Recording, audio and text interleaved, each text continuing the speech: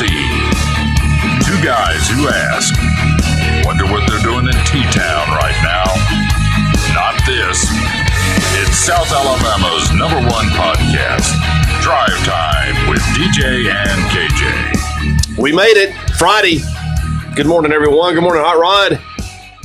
Miss Gail Kurtz is in. Good morning to you. Ashley Morris, good morning. Donald Thompson, good morning, good sir. Wade Winstead, good morning to you. Jesse James, good morning, Jesse James. Morning, Jesse. Kristen Kennedy, good morning. Miss James, good morning to you. Morning, Mother. Timmy Wiggins, good morning. Timmy. Johnny Sims, Kimberly Blair, good morning. Fuquay, good morning. Miss Carol Glidden, good morning to you, Miss Carol. Good morning, Miss Carol. Lori Woodard, good morning, our good friend from Greenville. Lori. From Bruton, residing in Greenville. I was about to say, she's from the Dirty 30. Yeah, she's one of us. Yeah. Good morning, Stephanie Floyd. Mitch Red Ash, good morning to you. Morning, Earl Crook. Marvin Henry, good morning. Adam Manasco, Chef Adams in. Good morning. There he is. And there's the Gord. Good morning, Gord. Gord, good morning, Ken Wood. Good morning, DJ. There's Darren's brother as well. Darren's brother's in. Good morning, sir. Yeah, sure is. What's going on this, as you said it, we made it. Happy Friday. And as you can see, this might be the closest we get to fireworks. Hey. Behind us right now. What you think? We've got our fireworks show. Yeah. We no cancellation here. I thought about maybe having a video running to do it, but then I got to thinking, people probably wear them out watching that though. Let me take that back. People probably ain't watching. Yeah, they're probably listening. The more and more I've thought about me talking about you saying the listening audience. Yeah, I think that holds true more so than what I have known. I mean, I'm not saying people don't look, but would you want to stare at two ugly guys like us for an hour and a half? I don't think many people are listening. Hey, that's probably a real good point. Real good point, actually. The noises you can make that hurt dogs' ears. It's probably something along those lines.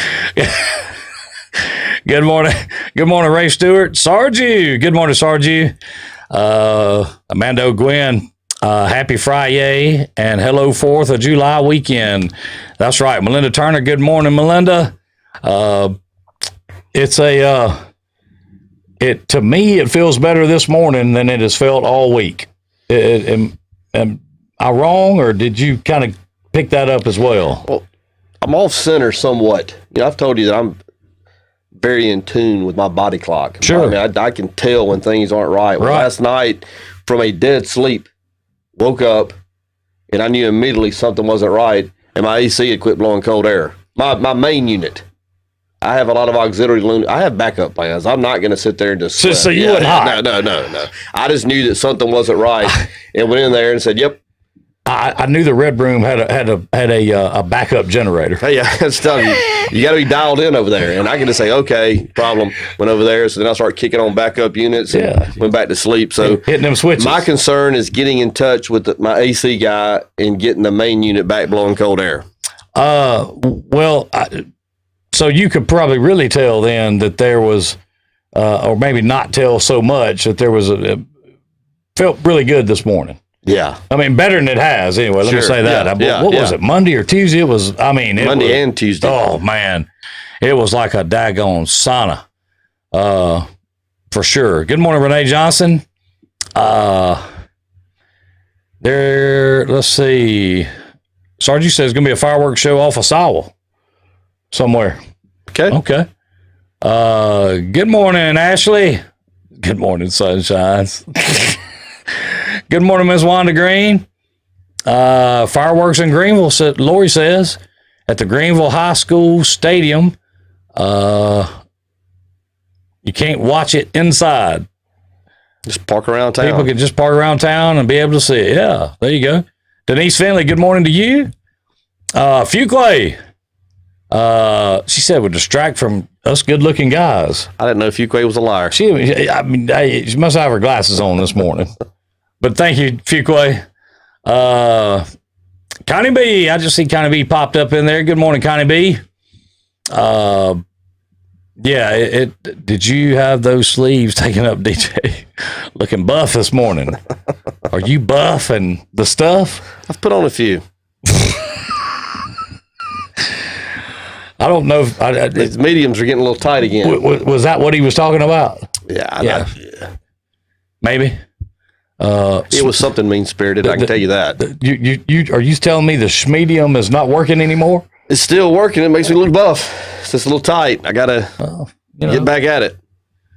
It's kind of hard to do that, though, when things are uncertain. Yeah. I mean, I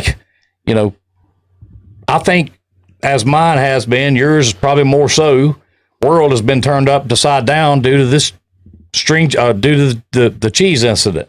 But I got some answers on that. Well, you have. I got some answers to it yesterday. But I'm saying, that has added you a little. Off kilter as well. Yeah. So the question from the group, is that going to be added to the menu? It's not. But okay. I went and got the Kim Hayes at Mark's had the 4-piece combo for me yesterday, and I went and got it, and we actually had a discussion about the cheese. Good morning, Miss Diane McCracken. And she talked about it, and I now know what has happened. Okay. Explain it. If you want cheese the way we understood cheese to be in the 70s and the 80s and up through the 90s, to brown on top, it's the way I prefer it. You have to buy pasteurized cheese. And evidently, with regards to Kraft singles, they've taken the pasteurization out of it. Because it's all about those preservatives. I guess. Maybe. So if you want, but they still, pasteurized cheese is still available at most supermarkets in some form or fashion. You just have to go get it. So I'll be on the lookout for it. And I'll tell you something, that took me to a safe place knowing I can go back to that if I choose to. Because the other cheese, or what they're calling, it's not cheese. No, it doesn't melt on hamburgers. It doesn't do what it's supposed to do under extreme heat. Yeah. Yes. Let's see here. Janae Turner, good morning to you. Willie Campbell, good morning, Willie. Let's see here. Connie B said, move up to the me large. I like that. I'll do something. I mean, that's from schmedium to my large. I'm going to have to do something. If you say it fast enough, it doesn't hurt so bad. Let's see here. Oh, maybe one of those. Good morning, Robert Douglas. So as when you went and picked that up yesterday, I know I asked the question on a post, but didn't seem to take that long to get rid of it, did it? No, it was gone before I got back across the bridge. And first of all, I was blown away by the kindness of Kim. Absolutely. I say I was blown away. That's who she is. But the fact that she did that was just, you don't get that everywhere. Listen, no, and if you haven't been down to Mark's, you need to go check it out. I went by and got a twister yesterday afternoon. Sure. On the way to the baseball game. Sure. But it was, when you pull up and you see Kim's great big old smile and she's walking out with a basket of a 4-piece cheese toast combo. How can your day be bad? It was great. And of course, it was gone. There was a little bit of some crumbage in the platinum. So that's going to be an issue that I'll deal with that. But that was more than a fair trade-off. Oh, I would say it was. Kim's great. That was great. Definitely. Where else do you think you could get that done? You name me one place. I don't know. You couldn't. I don't know of a place. You couldn't. I mean, I really don't. Your own kitchen? It makes me smile thinking about it. Yeah. I mean, sure. Let's see here. There's King K. There she is. Tracy Miller. Good morning, Tracy. Good morning, Danny Smith. Woodrow Dog. Good morning, Woodrow. King Kane in the house. Morning, King. DJ, they have special churns on Amazon. D-Tom said. Oh, yeah? Yeah. Hey, look into it. Churn your own. Make your own cheese. Brenda Peterson, good morning. You have a great day as well. Happy Friday. Big weekend coming up. Looks like it might be a little wet. Yeah, I think there's some rain in the forecast. That's what it looks like. Speaking of looking at things, I don't have to pull it up, just because I just know. I would say that the overwhelming majority have spoken that they do not want school uniforms with the county school system. I was following that through the afternoon, and I didn't look at it last night, but I was following it. And like I told you yesterday, I didn't have enough information to really have an opinion on it.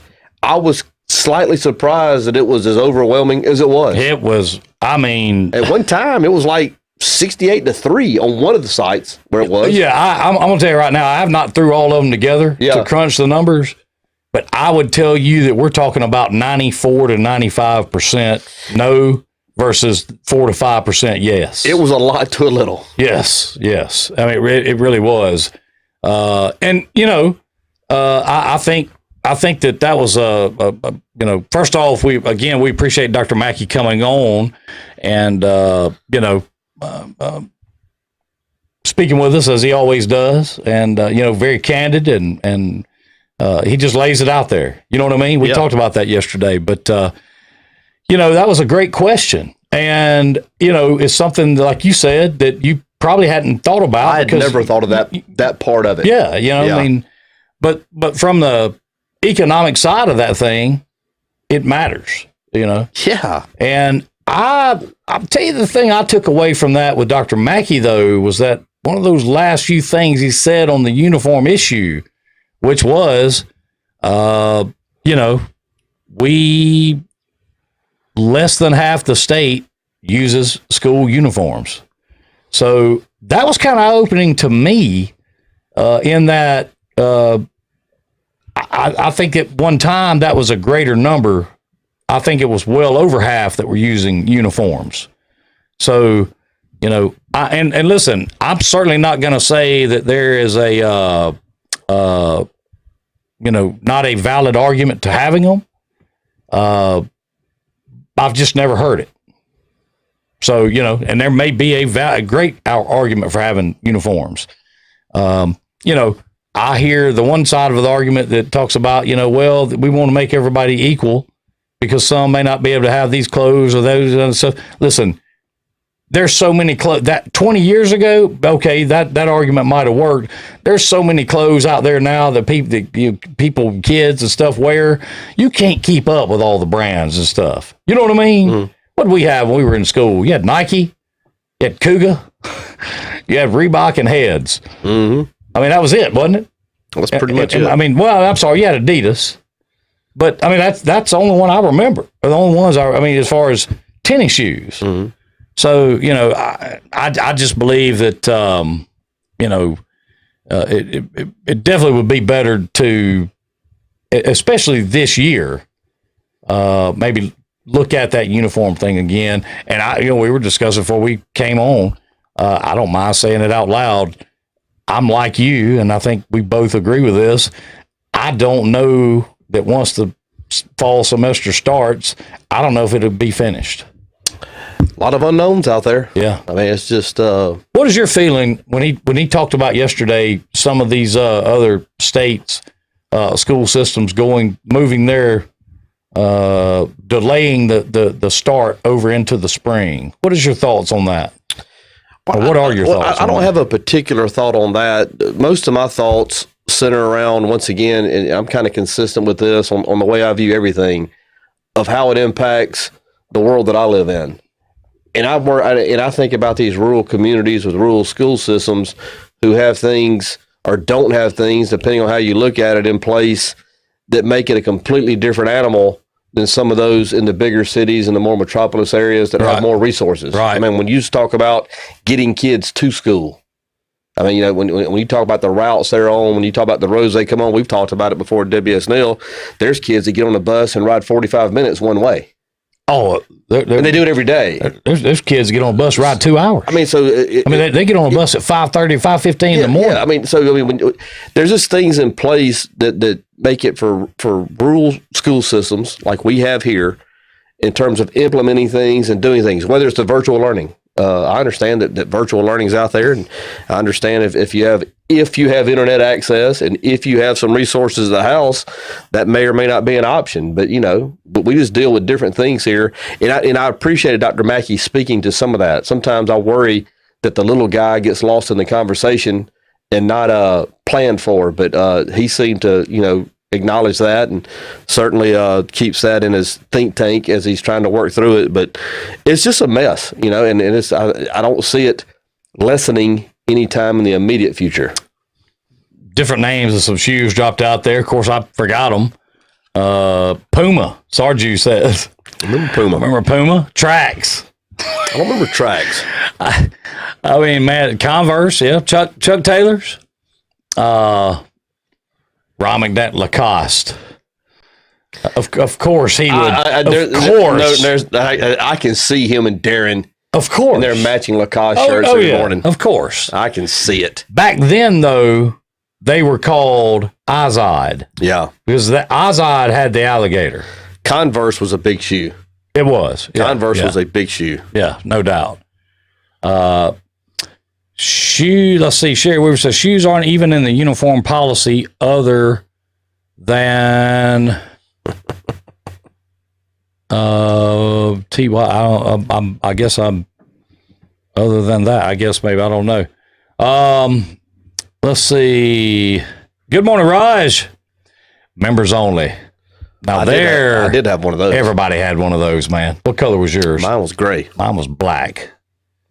Had the snaps on the shoulders. I got mine from Robbins and McGowan. That's where mine came. Had a thing that went through the shoulders and snapped back right there. Oh yeah. Yeah. There's no brand policy in the uniform policy. Does that mean that you can't have a brand name on it? I'm asking. I don't know. I'm trying to understand. Think about it. I can tell you, like Jessica said a while ago, those kids know where the uniforms that they're wearing come from. As far as if that's the argument, you know what I mean? With people being, all things being equal. So, Foshi Speedway doesn't have internet past the T. Foshi Speedway. Oh man. Members only in pleather. This is Flashback Friday right here, man. Yeah. I'm liking this. Yeah. Let's see. County B says we're working with Mediacom to try to get internet access to more people. My big goal is getting broadband to every area of the city. Well, thank you, Connie B. And that would change the game. Oh, it absolutely would. That would that definitely would. Can you include the Ford store on that, please? we need some help. Actually, honestly, since we changed over to fiber, we ain't had a lot of problems. Unless you are having problems I don't know about. No, we haven't had one in the last couple of weeks, but sometimes getting those card readers to work can be an issue. Well, that's fixed. Okay. Yeah, okay. that we fixed that. Okay. That was they sent us 2 new card reader machines that they programmed themselves and programmed them wrong. Okay. Yeah, so now we got that fixed. So that thank goodness, because so now payment's mandatory. Yes, everything that y'all been getting done for free, we're going to need y'all to run back by if you don't mind and take care of. So, oh no, you can have any brand they want as long as it is the correct color. Okay. I didn't know. So if there is one or two, and I've never given it much thought. Like I said, it has not impacted me directly, so I don't pay a ton of attention to it. What are the 1 or 2 reasons why uniforms are in place? I'm gonna leave that to the gallery, because is it a security thing, like identifying who's on camera? I guess you could dress up like that and walk in there and do whatever you want to do. I don't know. The only argument I've ever heard. There he is. Good morning, O'Clack. The only argument I've ever heard is the one about everybody having the same clothes on. Where this kid doesn't have, a polo and polo pants and then this and another, and then another kid may have khakis, but they may not be polo or may not be Dockers or may be whatever. You know what I'm saying? Yeah. And that's the only argument I've ever heard. Now there may be a ton of other arguments out there, and I'll let the peanut gallery let us the Drive Time fam let us know. I'm just I'm not sure what they are. But I will say this, when you put a family that has 3 or 4 kids or 2 or 3 kids in a position to have to go out, I mean, I'm gonna tell you something, man. Uniforms are expensive. I mean, they're not cheap to buy. Yeah. So a lot of times, it. Sherry Weaver said safety. Safety. Okay. Yeah. Safety. Well, certainly the people who put that in place had good intentions. Now, maybe it has not played out as it was designed, and maybe it is time to revisit that if it's not working for everybody. But okay, safety. There it is. Okay. All started after Columbine. Okay. So is that to keep? And this may be an ignorant question, but is that to keep where everyone there knows who a student is and who a student isn't? Is that what I mean? I guess that's what they're saying. Yeah. Yeah. I'm assuming you can't walk up wearing a trench coat at a school anymore. I wouldn't think so. Back in our day, yeah, you saw people, especially on the other end of the parking lot. Oh yeah, the other end of the bleachers. Yeah, they wore trench coats. Yeah. But now they wasn't packing heat. Well, let me take that back. They may have been. We just didn't know about it. Probably were. Yeah. Now that I think about that, knowing some of those guys, they probably were packing heat. And if they weren't packing heat on them, they was packing heat in the vehicle. Absolutely. So let's see here. I feel like Amanda Gwynn said, I feel like uniforms depersonalize kids and stifle their personalities, but kids find other ways to express themselves, sometimes negatively. Well, hey, there you go. Hey, Miss Carol said Travis got a powder blue leisure suit upstairs just in case. I'd like to see that. Jesse James says safety and idiotic research said it increased grades and student performance. Connie B said it supposedly helped with discipline, security, and socioeconomics. Data over time did not back that up. I agree with that, Connie B. 100%. How long have they been in uniforms in the county schools? Oh man, has it been 20 years? At least. Really? Boy, time flies, doesn't it? Dr. Breland Bradley, I think, was the superintendent at that time when they started, I think she's the one that implemented the uniform policy. Yeah. So it might be time to revisit that. It sounds like it is. Yeah, I think it is. Yeah, I mean, like Connie B said, how difficult is it to get a shirt and khakis to blend in? Not at all. I mean, yeah, like Sargey says, and that's a great point. You have to buy 2 sets of clothes. You have to buy regular clothes for those kids and then uniforms for school. I mean, if they're just buying regular clothes. Well, Jesse James just captured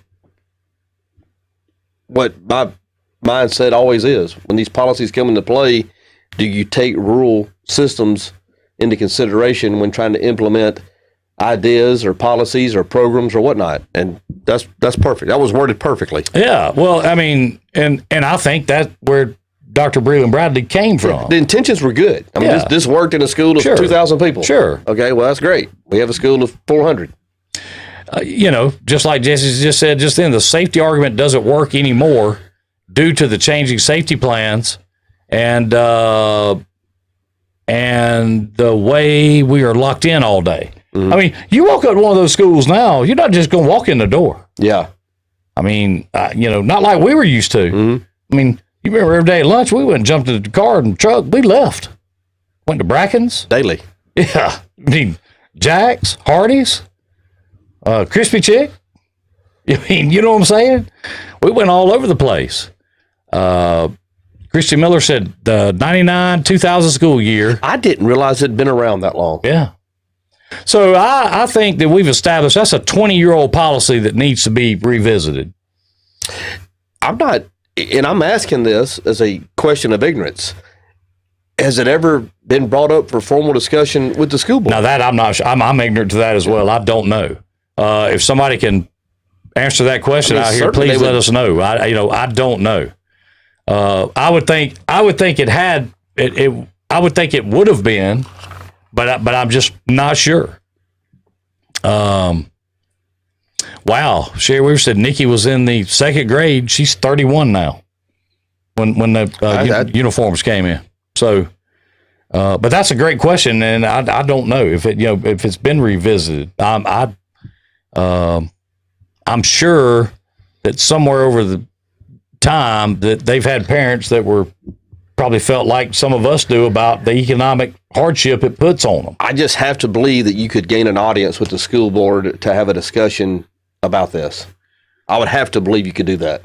Well, those are elected positions. They are. I would think that you would be able to gain an audience with them. I mean, what would it hurt to discuss it? But the flip side of that coin is you would have thought there'd been some audiences gained as well on some other things. And let's just say with other, okay.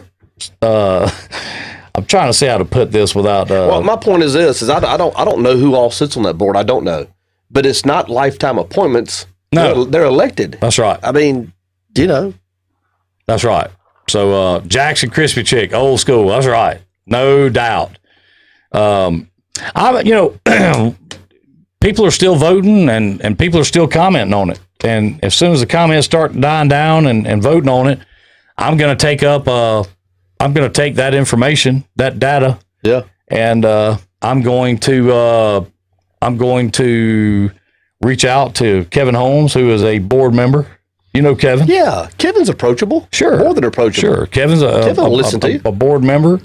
I'm going to reach out to John Knott and see if I can't come down and sit down with John and say, listen, I'm not here to have a cereal. Yeah, sure. I just want to show you some information, data that, the public at will have kind of spoken about this. And I think they deserve to be at least heard and heard what some of the reasons and their arguments are for it. And I think they have some very valid reasons, very valid arguments. You're not telling me though that they won't even have a conversation. They won't. I've not heard that now. I mean, unless somebody in here can tell us that, I've not heard that. That would get me that would upset me. I've not. Christian Miller says that the kids know cheap uniforms from the more expensive clothes. Don't know if it really stops bullying, and they all have on different brand shoes, purses, etc. And they know more Walmart versus whatever. Ashley Morris says she's been on both sides of the fence. Oldest son started with uniforms at Neal the first year they had them. Loved the convenience. Then we moved to Brute Middle School and liked. Ashley said she liked the uniforms as a parent. Sherry Weaver says she's spoken to many members about it. They're unconcerned. Really? Unconcerned? Really? They are unconcerned. You have to make an appointment to speak on a particular subject. I'm assuming that would be at the board meeting. To be fair about it, if you're being fair, and I'm a fair guy. They do not view uniforms as a problem and do not like change. All right. First and foremost, I'm a fair guy. Sure, absolutely. It would appear here in this group that the majority is against school uniforms. The people who voted in the polls, it was overwhelming against the school uniforms. Yes. My question is this, is there a block of people that for one reason or another didn't participate that feel that strongly for school uniforms? I mean, are they hearing it from both sides? Well, let me say we this. might ought to try to get somebody on here. Well, listen, if they are, I've not found them in none of the scientific research that we have performed since yesterday after the show. Could we not get Mr. Knott to come on the program? Well, sure. I'm not saying with the loaded questions. I'm saying to talk. I'm not either. that's what I'm saying. I'm going to go sit down and talk with him and see if I can get him to come on and sit down and let's discuss this issue. Yeah. I'm going to talk to Kevin Holmes, see if I can't get him to do the same thing. I just have to believe that in their mind, they have valid reasons for keeping a policy in place. Well, let me say this too, though. I think just like anything else, okay, and we've talked about this before, I think just like any other policy, there she is, Demetria Nettles. Good morning, Demetria. Great good morning. I like that. A great good morning. That's right. That is a fact. I think that just like anything else, it's one of those things that a policy has been in place for a while, and it's just easier to leave it alone than it is to address it. And, that goes back to people liking change and not liking change. I'm with you. You would think elected officials would be more than willing to listen. They have to listen. Well, we're getting word right here that they don't. Well, see, that would... Let me tell you this. I'm going to make all y'all this promise right here, and I'm not trying to play this from an adversarial place, but you can bet your last dollar that we're going to get someone from the county school system to tell us why they're not interested in having that conversation. And if it's valid, hey, it's valid. You know what I'm saying? Yeah. I'm not throwing darts at nobody. Yeah. You know what I'm saying? We're not going to use this as a witch hunt. No, but not at all. To not have a discussion about it, this seems a little... Yeah, I mean, I think you've got to... I think you've got to be able to sit down and talk about it. Like, you say this all the time. Healthy debate is great. You have to have it. You've got to have it. You have to have it. And, right now, with things being the way they are with the coronavirus and all this stuff, I just don't see any reason why not to have this conversation. What would it hurt? It's nothing. I mean, information's good. Sure. And it's not going to hurt anything. So we're going to have that. We're going to have this conversation for sure. We will. I guess I'm shocked that I'm so disconnected that I'm not aware that people are not elected officials are not willing to discuss. I'm not saying change, just discuss. Let people have a say. Amanda O'Gwen said they dismiss any conversation that is against uniforms. Jesse James said uniforms cost a ton more than school supplies or meals. Listen to that now. School supplies or meals. If we provide meals and supplies due to the poverty level in our area, then how can we require the extra cost of uniforms? Now, I want you to think about that. Oh, I am. The county school system, their meals are free. The school supplies, now I don't know if that's all county schools. I know W.S. Neal is. I'm not sure about Flomaton and Escambia County, just because I hadn't had anybody to tell me that. But if you're saying that school supplies and meals don't add up to what the uniform cost does, then there's something wrong with that picture. I mean, especially with the economic hardships everybody's facing right now. I would never want to get... Good morning, D.D. Tinsley. Mr. Knott or anybody. No. Anybody in any capacity and put them on a seat to be attacked. No. Good morning, Kimberly Peoples.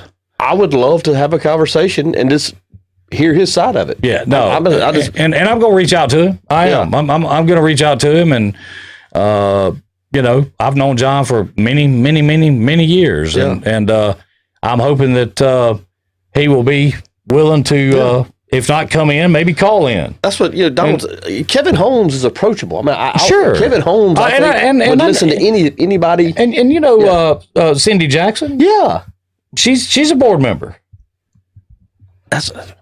This is I don't know. I'm a little confused here. Well, I mean it is. Sarge, said it right. That's where the problem starts now. Hardly see a healthy debate anymore. I mean, we can all have healthy debate and get up and shake hands, bump elbows, whatever you do right now, and walk away. Yeah. And still be friends. We can all be friends. Sure we can. But yeah, Kevin is approachable. I grew up with Kevin Holmes and known Kevin all my life. And, you know, I'll be more than happy to reach out to Kevin as well. And, you know, certainly reach out to John and see what we can come up with there. And, you know, I don't think any of those people, Miss Cindy Jackson, I don't think any of them would have a problem in talking about the uniform policy. You know, maybe they haven't been made aware of or haven't thought about some of the issues that have been brought up here over the last couple of days. You know what I mean? Yeah, yeah. No, I'm with it. So, you know, hey, I can, you know, and I get that. I mean, hey, you get, you know, in a routine and, you know, doing what you do and things happen. But, so we are going to get on that for sure. And, you know, get with the folks, that can talk about decisions and making decisions.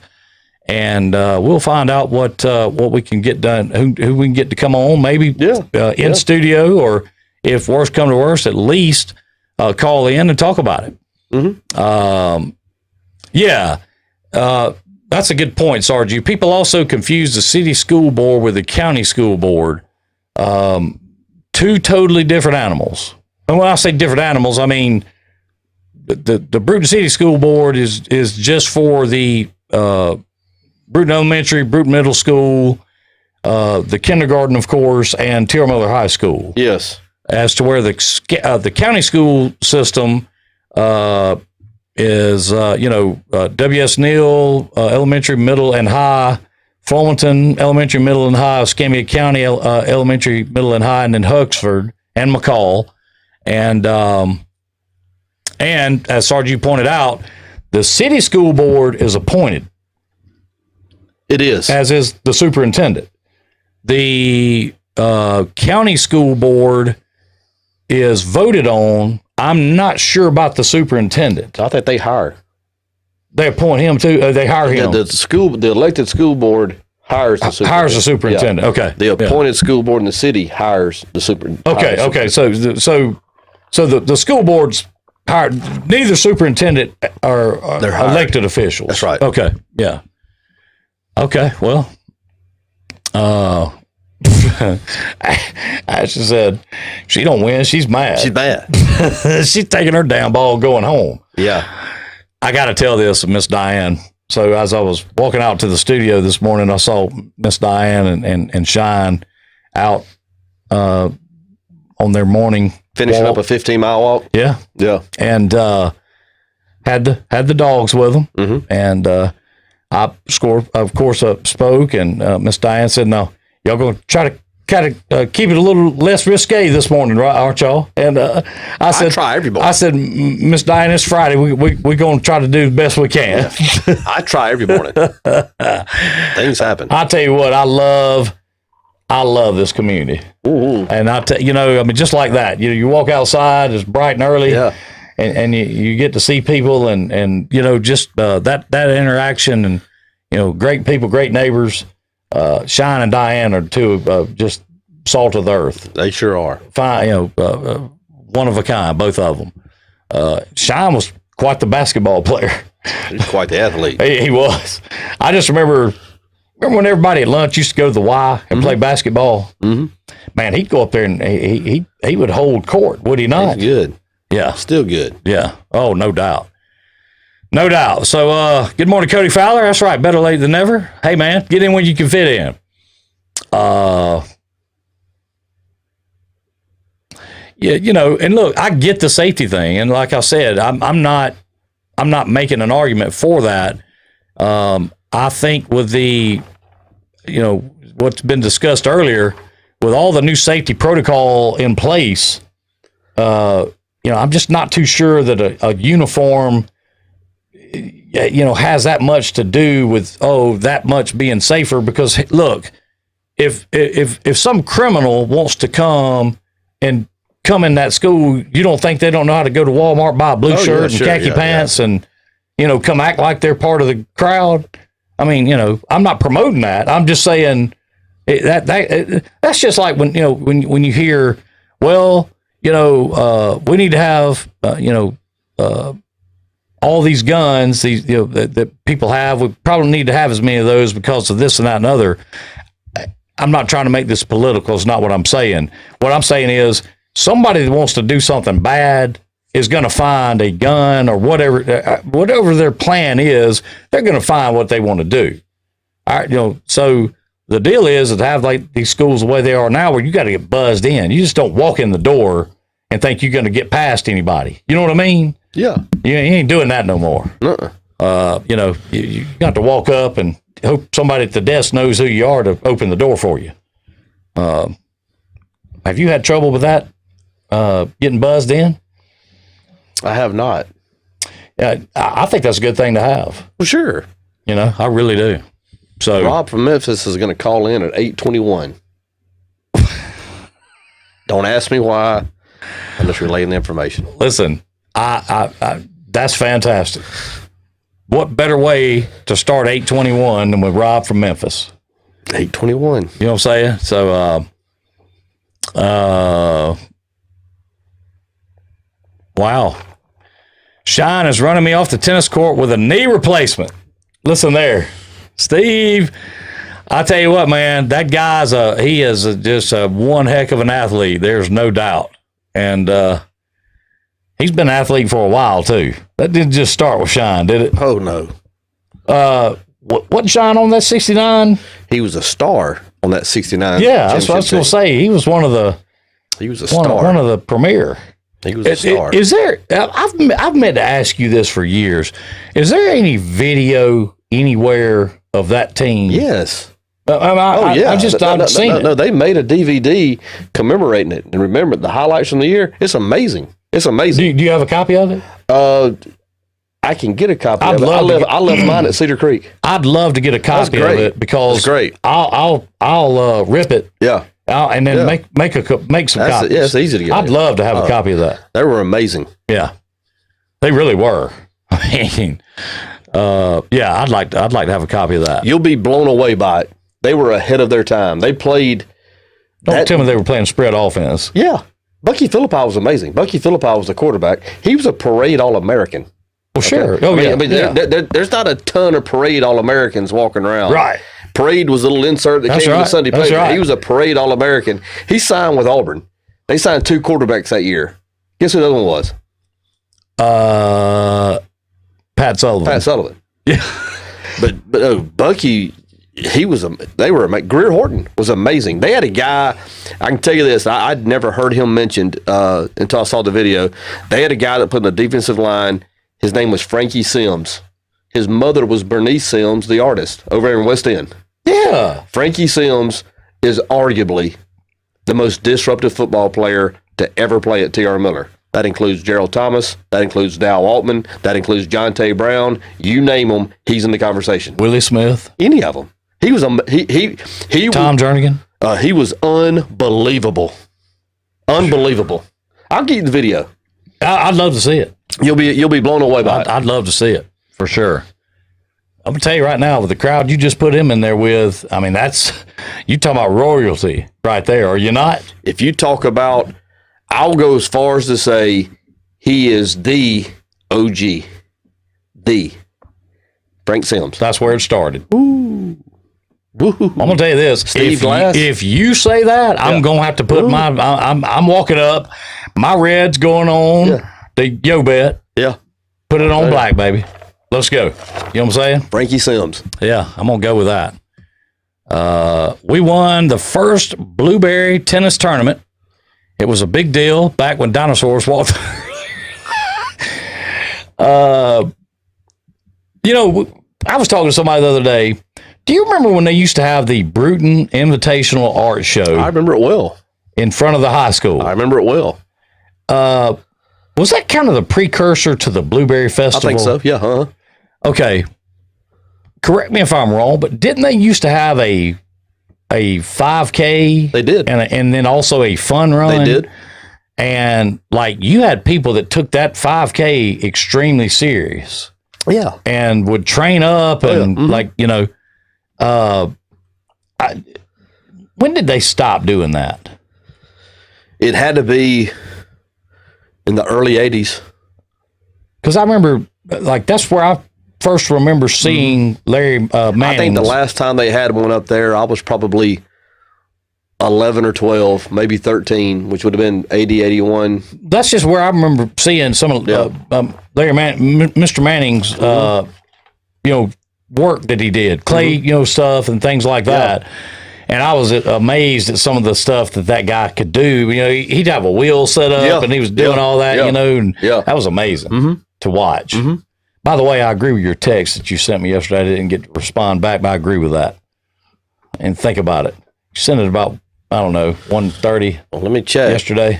I agree wholeheartedly. Wholeheartedly with what you said. And I have. Oh, yeah.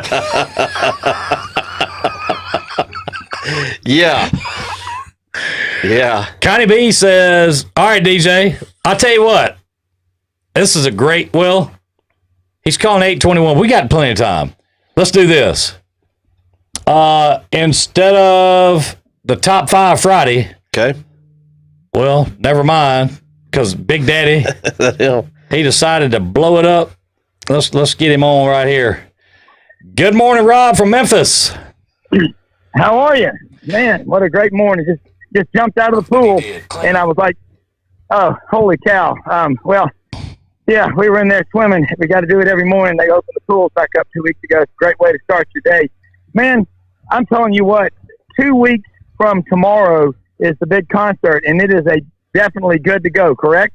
Well, we have actually rescheduled the concert, Rob, because of all the crazy, the outbreaks and the crazy rise in the numbers and stuff. So what we've done is we have rescheduled it for the springtime.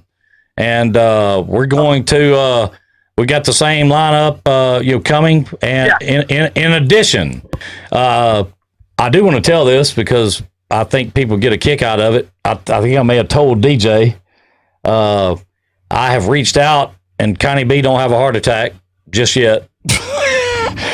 I've reached. Don't do that, honest. Yeah, I have reached out to and waiting on I'm actually emailing back and forth with them. I've reached out to Morris Day and the Time. Oh my God!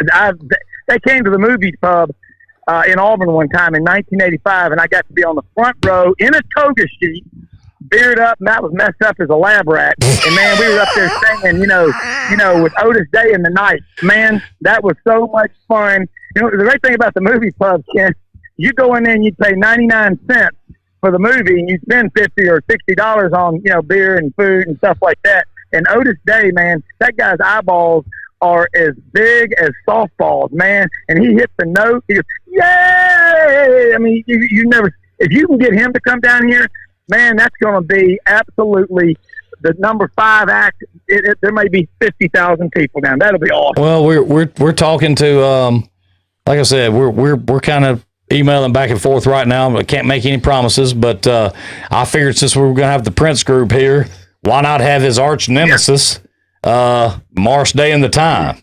I mean, I got to be honest with you. When they get up there and start doing the bird, all I can see is DJ rushing the stage when they bring that mirror out there, and DJ over there checking himself out. So that's all I can.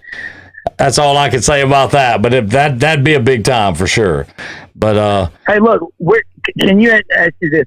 We need to get your y'all need to get a logo and a website or something. I know you have that for the concert, and we'll put it up on the Sidelines homepage to promote this thing, because heck, man, it's every concert they have in Memphis at the FedEx Forum, man, it's not unusual to be 9 months to a year in advance they start promoting them. Oh yeah, sure. And we'll get that to you, I promise you. And I tell you, I just can't. I mean, I want you to think about this. Could you imagine Morris Day and the Time on stage doing their deal, and then all of a sudden here comes Prince walking out on stage and saying, "Look here, I wrote all these songs. Give me that microphone." You know what I'm saying? Because Prince actually wrote every song Morris Day and them did. Right. So I'm anyway, like I said, Connie B, please don't have a heart attack. That's one I've reached out to and spoke with. Actually, have emailed the Commodores as well. Oh my God! Oh yeah, that will be now. Lionel Richie is not with them, obviously. We would love to get Lionel, and not telling you that we hadn't worked on that for 2 or 3 years. It's just the tariff that comes with Lionel. We're trying to get that family hometown discount, if you will, with Lionel. And I guess it's going to depend on the day of the week or how mad or not mad he is with Brenda. You know what I'm saying? So, I'll tell y'all something. We had Lionel Richie up here last year. We do. I work for Duncan Williams, and they're my title sponsor, Duncan Williams Asset Management, and we sponsor the Live at the Garden concert series every year. They start in early June. They go into late September, early October. We'll have 5 or 6 outdoor concerts with 8. And the amphitheater holds like 8 or 10,000 people. You're talking about a bigger venue. And last year we had Lionel Richie, and it was August 2nd. And Rob, go ahead and pencil me in for this upcoming season. I realize it may not happen this summer, but next year when y'all kick that back off, pencil me in. Yeah. Let me tell you this. I love watching shows in smaller amphitheaters like that, and especially Lionel Richie. I mean, let me tell you something. I would love to see Lionel Richie in front of about 6, 7, 8,000 people. I'll tell you this, Ken and DJ. Last year, August 2nd, I moved over to Duncan Williams June of 2009 from Morgan Keegan, of course, Regions Morgan Keegan. Now they're Raymond James. But we started sponsoring the concert Live at the Garden. Look it up on the internet. Live at the Garden in Memphis. And those we get tickets. Our company get tickets. And I get the tickets, and I give them to clients and prospects and all. And so I'll definitely get you tickets for it. And I'm going to tell you what. The outdoor, check out the amphitheater. They put $10 million into the stage about 5 or 6 years ago. And we've had Robert Plant, Bonnie Raitt. Wait a minute. Robert Plant? Yeah, he came, and that was July 2013. And I got to tell you, I had a front row table with a friend 20 feet from the stage. And my son, who was 13 at the time, my youngest one, was up there in the mosh pit with all the chicks crowd surfing, and let's say they were scantily clad is an understatement. It was wild. Robert Plant he sang 17 songs, guys, but the one he didn't sing Stairway to Heaven. Nope. And he's not going to. His voice is unbelievable. No, he's not going to. They refused to play that song as an ode to John Bonham. John Bonham. Yeah. Hey, KJ, I tell you what, and David, y'all. 1980, when John Bonham, the drummer for Led Zeppelin, died. I remember in high school, I was a junior in high school. I thought we were going to shut the school down. I mean, it was such a bad. It was terrible. They found him in a pub in England, and they went in there. Robert Plant and John Paul Jones on a Sunday afternoon after the Yardbirds had disbanded, and his wife said he needed to get a job and quit laying around the house drinking all day. So they went to this pub, and they heard a guy playing the drums, and they went over there, and they introduced themselves to him. And I said, "What's your name?" They were from England there, and he was, Johnny Bonham. And that's how they found him. And just in a bar, in a pub in England, playing away. Sure. But I tell you what, guys, Lionel Richie last year, that concert, we've had 60 concerts in the last 10 years, maybe 65. I've never had more requests for a concert. I mean, no one. Lionel Richie concert last year was unbelievable. I think he played 18 songs. That was incredible. And this guy's so talented. And my wife, and everybody loves Lionel Richie. He's from Tuskegee, good Alabama guy. But he wrote a lot of Kenny Rogers songs. Y'all know this, but what a great songwriter he is. And he is so talented. If y'all get him there, but I want your website to promote what y'all are doing down there. Because we actually were talking about y'all last night till late in the night about Bruton and Walter Lewis and the number of people that up here. Y'all, Walter Lewis is just a cool mule. Is what he is. He's just a good guy. Hey, listen. He works with Piper Jaffray doing structured bond deals. He's smart. Listen, we you hear us say it all the time, Rob. It all runs through the dirty 30. Understand, Lionel's first wife, Brenda, was born and raised right here in Bruton, Alabama. So awesome. Nicole Ritchie, her mother is Brenda, and people don't know this, but Nicole slips in and out of Bruton from time to time. I guess I'm putting her on blast, but she slips in and out of Bruton from time to time. And that's awesome. So, you know, but what I've been trying to do is try to get that little helping hand thing, you know, like a little hometown, you know, that 150 G's just for Lionel. That's tough. Well, you know what I'm saying? Here's what I'm gonna ask you. I gotta ask you this. I will do this for you. I'll find out the people that put these shows on. I know them. I know who they are, and I'll talk to the person that I know that will know and say, okay, what do you got to do to get Lionel Richie? And then say, hey, it's from Bruton, the Dirty 30, this big thing in the spring. We might as well try. And I got to tell y'all something cool too. Yes, sir. We picked up a new sponsor. For the show yesterday, Corky's Barbecue here in Memphis, and been around since 1985.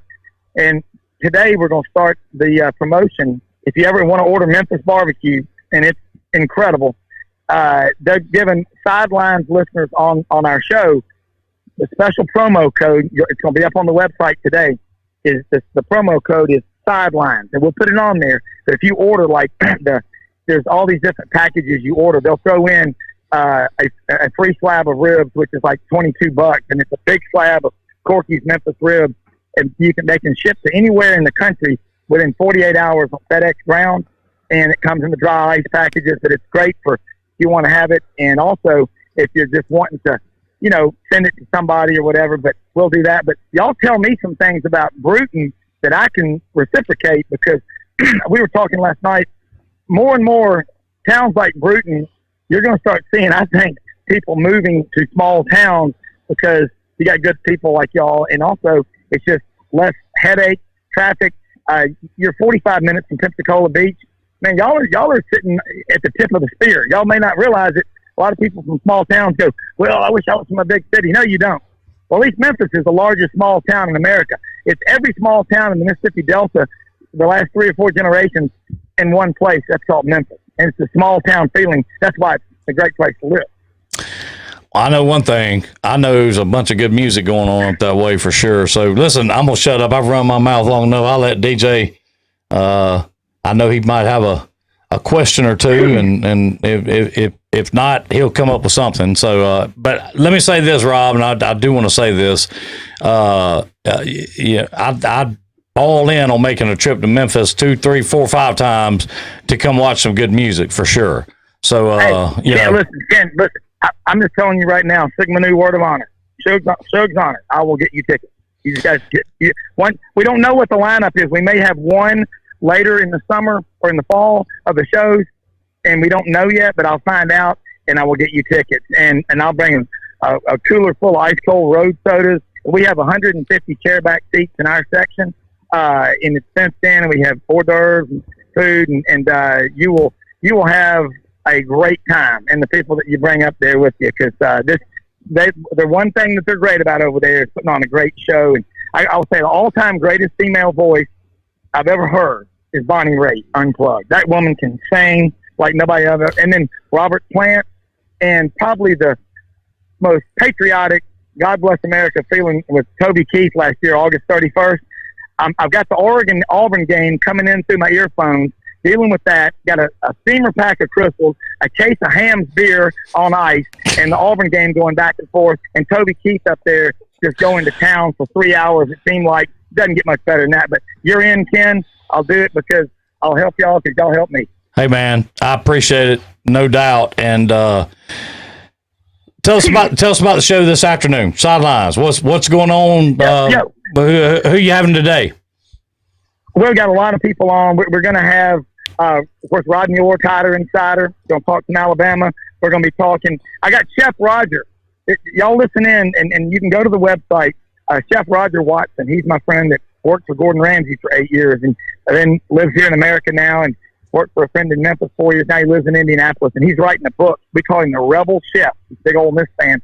And he's going to give some recipes for tailgating and for, 4th of July picnics and all this weekend. We got Jason Caldwell inside the Auburn Tigers, Frank Duffy checking in with, LSU. We're going to have also, DJ, we're going to have David Hart from Tuscaloosa, Sigma Nu brother of ours.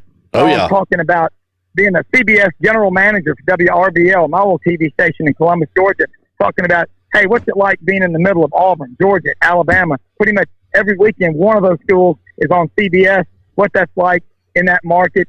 And then we're going to get into and talk about Tennessee and just SEC and college football roundtable. And I know you get tied up in the afternoon, DJ, but we would love to have you call. We bought all new remote equipment. Y'all inspired us, and we're doing, it sounds, y'all got the best equipment. That's what we're trying to have. But, man, it makes it, the quality, Ken and DJ, is unbelievable when you listen to y'all's show, and it's pleasant to listen to. It's professional. It's ESPN studio grade. But we're gonna have a fun show. No show tomorrow though because of the 4th of July. The station they'll just have like Fox News. But last Friday, by the way, we had Pat Dye Jr. on. If you get a chance, go back and listen to the June 26th show. Pat Dye Jr. was on with us for like about 50 minutes, I guess. We never go that long, but the stuff he was talking about with his dad and all the people that have reached out to him and what that's meant to him. I said one of the first calls he got was from Nick Saban and then Kirby Smart, and just unbelievable. I tell you what, we are blessed to be from Alabama. Well, I feel like I'm from Alabama, and I wish I was. But, God, it's a great state. We've got great people. But y'all listen in, and like I say, if you want to order some Memphis barbecue, that Corky's Barbecue will be up there today in the promo, and you can order and it's shipped to you. And when you give them the Sidelines promo code, they'll throw in a free slab of ribs. I mean, that's $22.95. I'll tell you what I may do. I may try that next week, Rob. I'm serious. I mean, you got me. One of the reasons you got me wanting to try it. Just listening to it. Yeah, Kim. One of the reasons I said they were coming on board with us, they said, we've got the Memphis audience, but we've got so many people listening on the web and all over the place, all over the South, around the country, and because they want to grow the shipping. So, man, do it. And we want, and hey, who knows? By the time the spring gets here, if we're doing really well with this, we may get them to send us down with a truckload of barbecue and ribs and stuff like that. So, look, I'm going to bring a lot to that concert in the spring. I'm going to bring everybody that I can, and I want to promote that thing on our website. And man, send a ton of money down there to Bruton and Escambia County. I promise you, I've got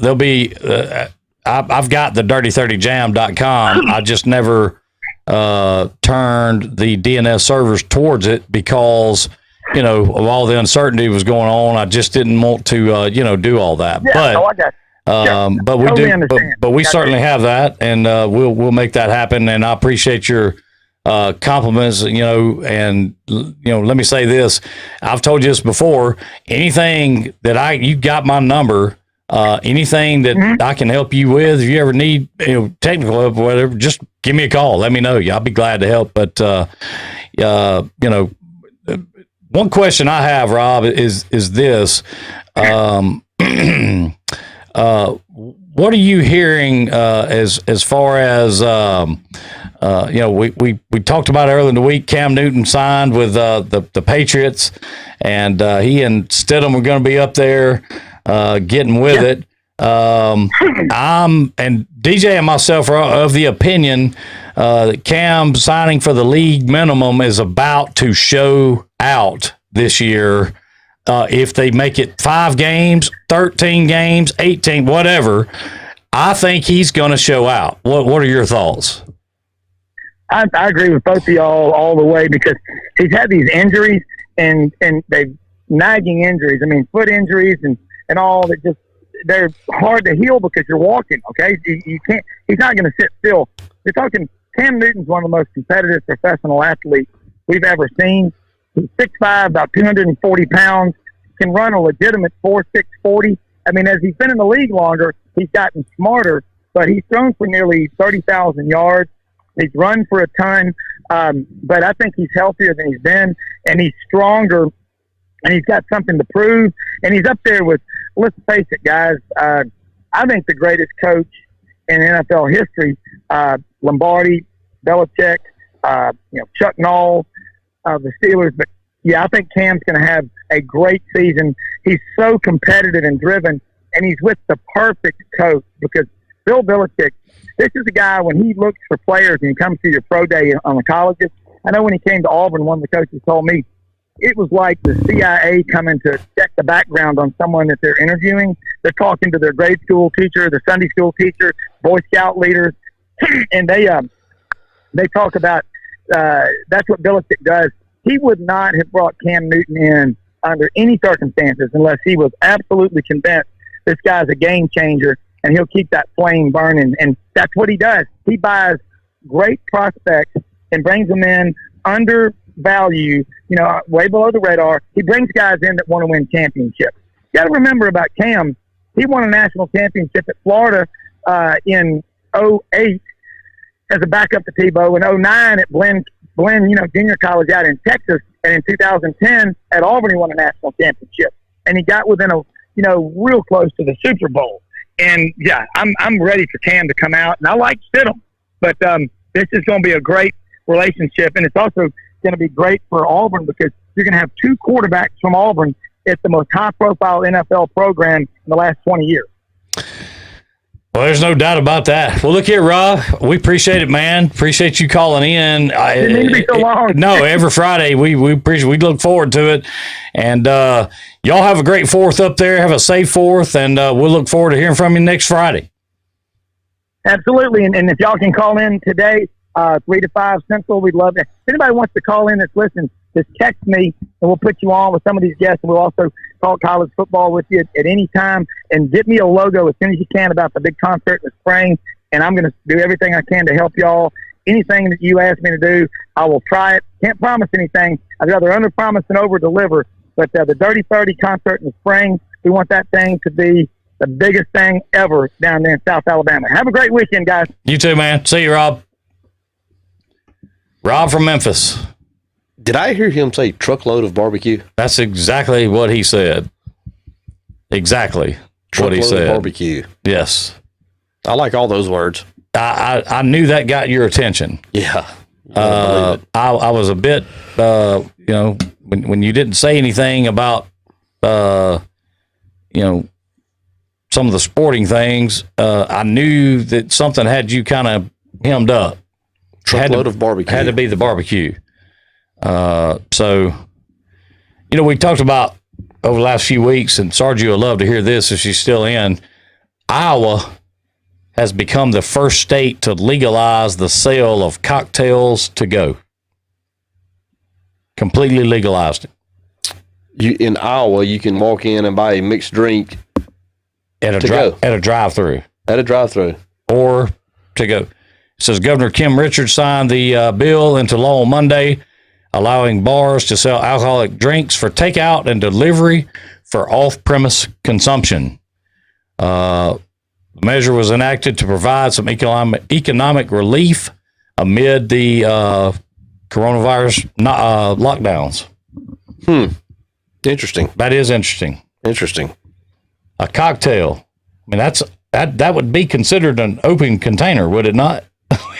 Yeah. Oh, yeah, you would think. I mean, just entrapment. Yeah. I mean, I'm just saying. So, I mean, it's that's pretty crazy. I was encouraged yesterday. Did you see the jobs numbers had come out? The national they 5 million going back 5 million jobs added in the month of June. That's encouraging. Yeah, I was encouraged to see that. Unemployment rate still 11.1%, so got some work to do, but obviously adding 5 million jobs, that's a step in the right direction. Back in the right direction. That's a big step in the right direction. Yeah. So certainly looking, hoping and that we can get this thing going back that way and make sure that we do.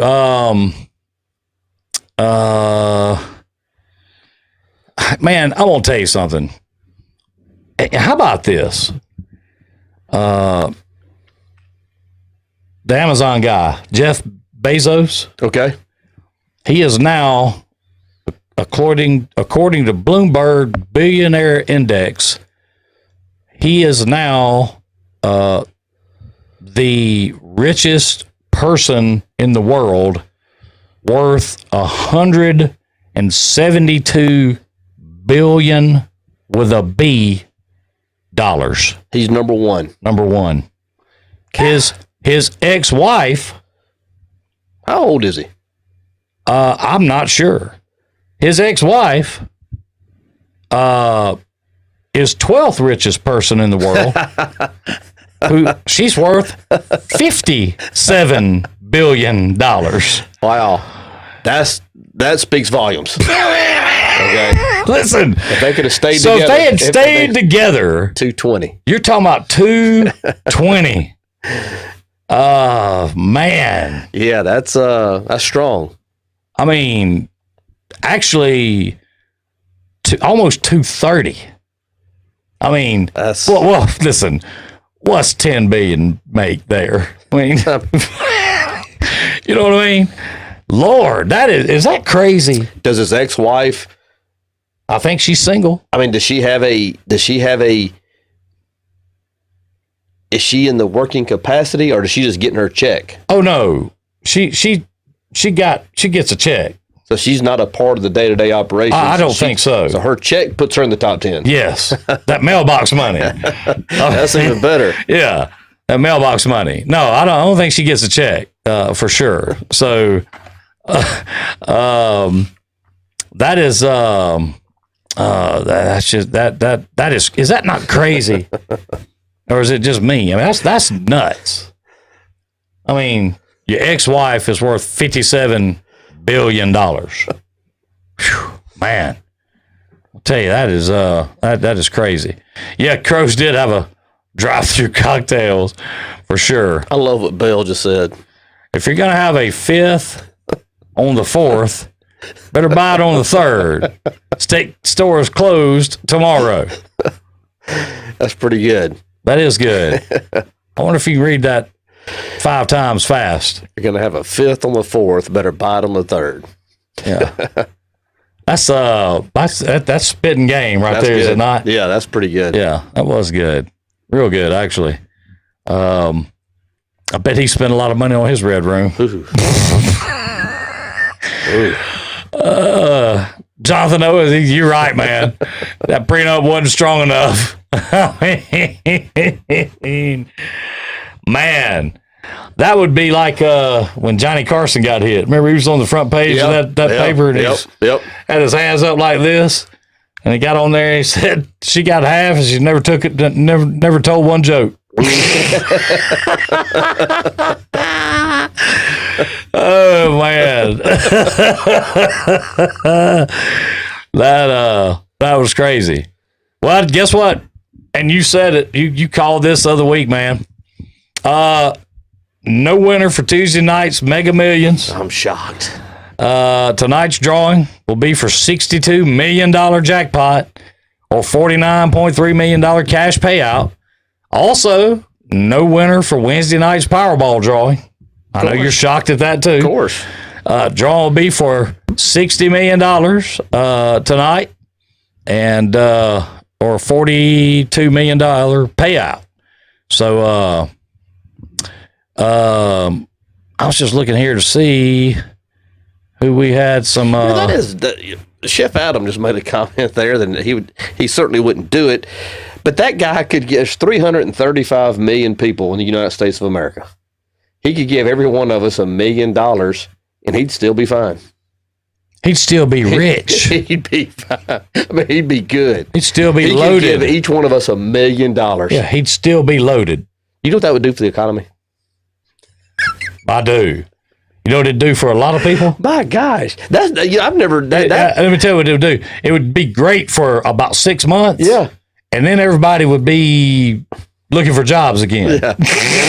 I just can't believe that was pretty good, Chef Adam. How many people would walk in and quit? Everybody? $1 million. I mean, man, that's crazy. That's a lot of money. That's a lot of money. He could give everybody $1 million. Michael Bell. I ain't saying she a gold digger.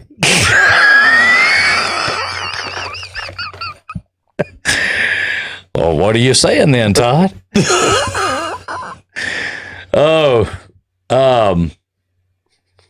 Let's see here. She helped him. Dr. Dre and his wife. Oh, wow. Dr. Dre and his wife for 24 years are divorcing with no prenup. She's about to move up a few slots on the list. Sounds like it. But they buy Apple bought Beats from him for $2 billion. You know, didn't he get popped when he left Suge? Well, he has started over. I'm not saying he's starting over, but he has had a couple of things. When he left Death Row and started whatever his record label is, yeah, I mean, you know, Suge didn't want to give him all his masters. Yeah. And so then they kind of, I think they had a court battle, that kind of thing, you know, what have you. But Death Row made him, and then he went on to do bigger things. And I don't think he's hurting at all. So how about that? Jonathan Owens said it. If he wins a truckload. That's pretty good. That is. A truckload of Camp 31 on Jonathan. We are not going to let you forget that either. That's pretty good. J.O. We ain't going to do that. Tiffany says she was headed to Sherry Weaver's house. Yeah. Sherry says you got enough to make 10 gallons of bushwhackers. Oh. Sherry's done got thirsty. It's like Smokey said in Friday. Party! We know where the party's at. I'll tell you what, man. Talking about that movie, that's got to be the greatest opening scene of any movie of all time, with Aunt Esther beating on that door at 6 o'clock in the morning. Is it not? That's pretty good. It's got to be the greatest opening. That's good. I mean, if you're a Fred Sanford fan, and I definitely was a Fred G. Sanford fan. I liked it. Yeah. I'm telling you right now, that was good TV. They don't make shows like that anymore. No, no. I promise you they don't. They do not. They don't make shows like Interscope. That's his new record label. I couldn't think of the name of it to save my life. Yeah, so Dr. Dre's worth an estimated $820 million. He sold Beats for $3 billion. That's a lot of money. So he sold for $3 billion and he's worth $820 million? Well, there was probably some debt involved. You know what I'm saying? I mean, that's a pretty good hit. He probably paid off a few things. Yeah. I mean, think about it. He might have got $3 billion, but he probably had some things he wanted to take care of. You know, I'm gonna tell you right now, it wouldn't take near that much for me to be what do you call it? Footloose and financial free. No joke. You know, wouldn't take me long to get that way real quick. It appears that a Wirt style argument has broke out here this morning. Yeah, the wrong group on the show. The wrong group. I think the show has been hijacked. I mean, man, what is up? You're supposed to be regulating. Works 24/7. Yeah, but I mean, you're supposed to be regulating, and I don't see it happening. I just don't. Hey, that's got to be the mantra for the weekend. Yeah. Hey, listen. Do what you want to do and have a great time doing it. Don't drive. Don't drink and drive. Be safe when you're doing it, because as Connie B just said, great plan. You won't remember July 4th, 2020. I'll kind of along those same lines. That's a great plan. It'd be in 2020, and I'm a fair guy. The best meme I've seen in a while was one yesterday, and it said, we're halfway. It's the second half of 2020. It's time to put 2 in. Time to put 2 in? Yeah, second half. I like that. It's time to put 2 in. That is good. That's pretty good. That was good. I like that one too. That is real good, actually. But But yeah, so that was that would take, man, that's money, man. I mean, that's like that is just like stupid money. I mean, crazy stupid money. No doubt. I mean, how long would it take you to retire? Fast it took you to get to the lottery office? I'd actually be dumb enough to do it before that. See, I would. I'm doing the way I'm I'm out. I would have to have those funds in the bank. Yeah. Or somewhere. Maybe in the ground. Yeah. In some cigar boxes, mason jars, something that'd have to be, do that. So, I can tell you this, when Jonathan O was talking about that prenup wasn't good enough, if she's worth $57 billion, I would, if I was Jeff Bezos, however you said, I'd sue the lawyer that wrote that prenup up. Wouldn't you?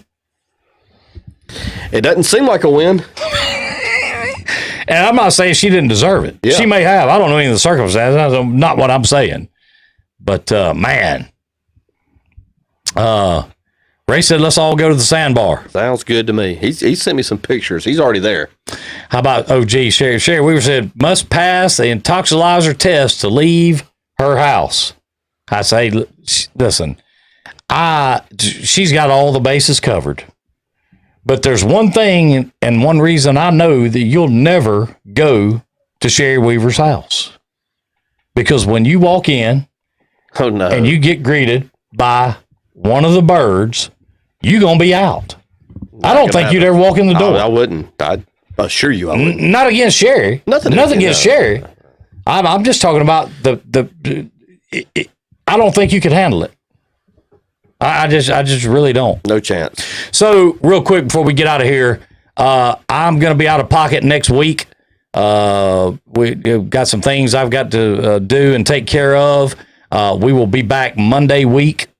That's right. Which will be let's look and see.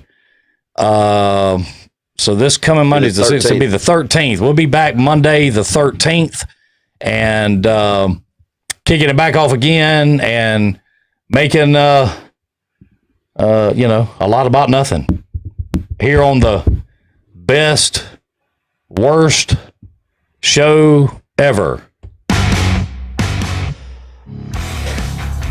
Good Lord, we got. Most people won't understand this, but this is possibly the best post of all time on Drive Time. I mean, I was just about to say that. I am. That is amazing. So for all y'all that said that you can't post pictures and things and gifts and things like that, well, there it is. So obviously you can. That's good. That is good. Listen, y'all stay safe out there this weekend. Don't drink and drive. Listen to that. Listen to me. Do not drink and drive. It's not worth it. It's not worth your life. It's not worth the life of the people in front of you or behind you. Y'all get out there and stay safe and be responsible. And remember, keep your distance and that kind of thing. We don't want to see these numbers go crazy after the 4th for sure. So, DJ, we got to run. Thanks y'all for y'all being in this morning, and hope y'all have a great weekend. Be safe, enjoy family, enjoy friends, and we'll see y'all in a week. Y'all have a good one. Love y'all.